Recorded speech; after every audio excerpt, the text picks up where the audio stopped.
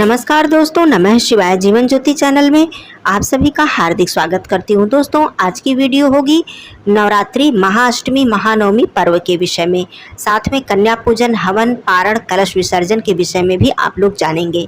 दोस्तों, शारदीय नवरात्रि 2024 में इस बात को लेकर बहुत ही ज़्यादा कन्फ्यूजन की स्थिति है। यहाँ पर मैं स्पष्ट कर दूँ कि इस बार पूरी नवरात्रि में चतुर्थी तिथि की वृद्धि थी और नवमी तिथि 6 है, अर्थात नवमी तिथि नहीं है और चतुर्थी तिथि की वृद्धि थी। इसीलिए अष्टमी और नवमी का पर्व एक ही दिन पर मनाया जा रहा है। दोस्तों, बहुत से लोगों की यह मान्यता है कि 10 अक्टूबर दिन गुरुवार को अष्टमी का व्रत रखना उचित होगा, क्योंकि हमें पूरे दिन और रात्रि में अष्टमी प्राप्त हो रही है। तो समझने वाली बात यह है कि 10 अक्टूबर दिन गुरुवार को हमें उदया तिथि की अष्टमी प्राप्त नहीं हो रही है और नवरात्रि के जितने भी व्रत हम रखते हैं वो व्रत हम उदया तिथि के अनुसार ही रखते हैं। तो उदया तिथि की अष्टमी हमें शुक्रवार 11 अक्टूबर को प्राप्त हो रही है। दोस्तों, हमारे सनातन धर्म में जब उदया तिथि पर जो भी व्रत और उपवास रखे जाते हैं तो उदया तिथि अर्थात जिस भी तिथि में सूर्योदय होता है वो तिथि चाहे सूर्योदय के 1 ही घंटे तक रहे, 2 घंटे तक रहे या थोड़ी देर तक रहे, उसे पूरा दिन उसी तिथि को मान्यता दी जाती है। यहाँ पर यह बात आप लोग अच्छी तरह से समझिए, सूर्योदय की तिथि को ही पूरे दिन मान्यता दी जाती है। इसीलिए 11 अक्टूबर दिन शुक्रवार को ही अष्टमी तिथि की मान्यता होगी। इसी दिन हमें माता रानी का कोइछा भरना होगा। इसी दिन हम माता महागौरी जी की पूजा अर्चना करेंगे। इसी दिन हम कन्या भोज भी कर सकते हैं और नवमी तिथि भी इसी दिन मान्य हो रही है। तो जिनके घरों में अष्टमी पर कन्या भोज की परंपरा है वो लोग भी इसी दिन करेंगे और जिनके घर नवमी तिथि पर कन्या भोज की परंपरा है वो लोग भी इसी दिन करेंगे।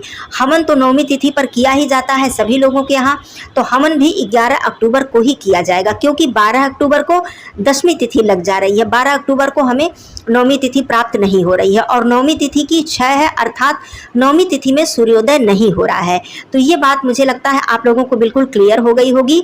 तो हवन और कन्या पूजन का कार्य आप लोग 11 अक्टूबर को कर लीजिएगा। 12 अक्टूबर को सुबह आप लोग सूर्योदय के बाद पारण कर सकते हैं और इसके बाद आप लोग कलश विसर्जन भी कर सकते हैं। वैसे कलश विसर्जन का समय 2 बजे के बाद भी है, आप लोग 2 बजे के बाद भी कलश विसर्जन कर सकते हैं और सूर्योदय के बाद भी आप लोग कलश का विसर्जन कर सकते हैं। कलश विसर्जन की क्या विधि होनी चाहिए, सही विधि, उसकी वीडियो आ चुकी है चैनल पे, आप लोग जरूर चेकआउट कीजिएगा। तो ये बात मुझे लगता है स्पष्ट हो गया।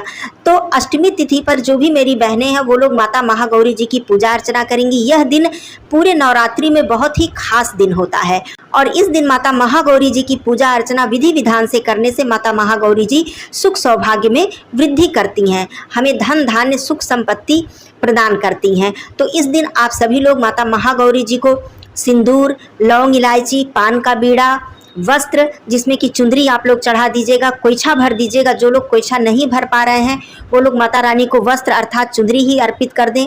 ये भी बहुत ही उत्तम और बहुत ही शुभ होता है। इस दिन नारियल का भोग माता महागौरी जी को अर्पित कीजिएगा। नारियल के विषय में मैं बता दूं कि प्रसाद में जो भी भोग हम अर्पित करते हैं वो पानी वाला नारियल ही अर्पित करते हैं, सूखा नारियल हम भोग प्रसाद में अर्पित नहीं करते हैं। तो ये कार्य भी आप लोग इस दिन कर लीजिएगा। अब बात करती हूँ कि आप लोग कोइछा भरने का जो कार्य है वो दुर्गा पांडाल में भी कर सकते हैं, माता जी के मंदिर में भी जाकर कर सकते हैं और अपने घर के मंदिर में भी आप लोग कर सकते हैं।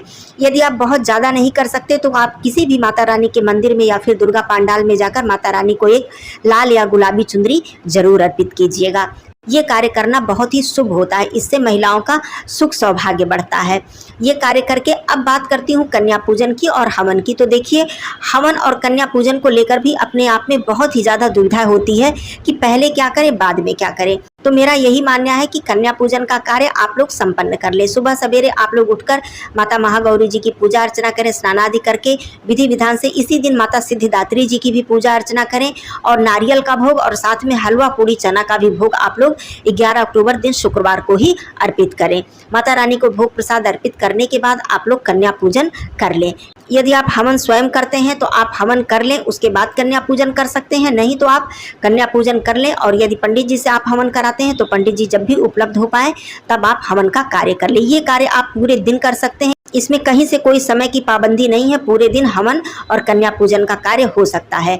हवन का कार्य सूर्यास्त के बाद नहीं किया जाता है, तो उससे पहले ही आप ये सारा कार्य संपन्न कर लें। संध्या के समय भी फिर से स्नान आदि करके आप माता महागौरी जी की पूजा अर्चना करें, भोग प्रसाद अर्पित करें, आरती करें ये सारा कार्य आप लोग करें। दोस्तों यहाँ पर ये भी बता दूं कि दुर्गा सप्तशती का जो पाठ है वो नवरात्रि के 7 दिनों में समाप्त हो जाता है। बाकी जो 2 दिन बचते हैं उसमें हमें माता दुर्गा जी के जो तीनों रहस्य हैं, दुर्गा सप्तशती के तीनों रहस्य हैं, उन तीनों रहस्यों का पाठ हमें जरूर करना चाहिए। इससे दुर्गा सप्तशती का संपूर्ण लाभ और फल हमें प्राप्त होता है। साथ में देवी अथर्वशीर्ष का भी पाठ हमें जरूर करना चाहिए। तो ये कार्य भी आप लोग कर लीजिएगा, वीडियो आप लोग को चैनल पे मिल जाएगी। तो ये कार्य करने से आपका जो पाठ है उसका संपूर्ण लाभ आप लोग को प्राप्त होगा। वैसे दुर्गा सप्तशती में तो माता रानी के वरदान के खजाने हैं, उनकी कृपा भरी हुई है। आप कितनी सारी चीज़ें उसमें हैं जिसका पाठ आप कर सकते हैं। तो वो सारी वीडियो 108 नाम की वीडियो, सिद्ध कुंजिका स्तोत्र की वीडियो, दुर्गा चालीसा की वीडियो सभी कुछ चैनल पे उपलब्ध है। आप चाहें तो बड़े ही आसानी से श्रवण कर सकते हैं। तो बिल्कुल भी कंफ्यूजन वाली बात नहीं है। आप सभी लोग 11 अक्टूबर दिन शुक्रवार को महाअष्टमी और महानवमी का व्रत धारण करें।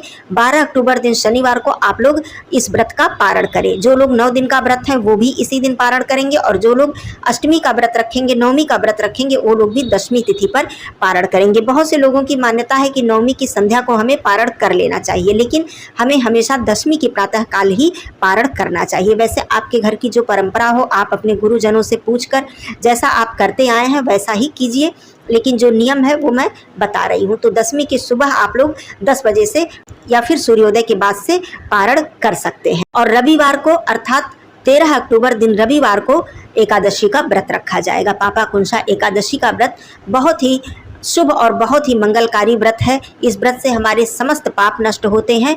तो आश्विन मास का जो शुक्ल पक्ष की पापाकुंशा एकादशी का व्रत है वो 13 अक्टूबर दिन रविवार को धारण किया जाएगा।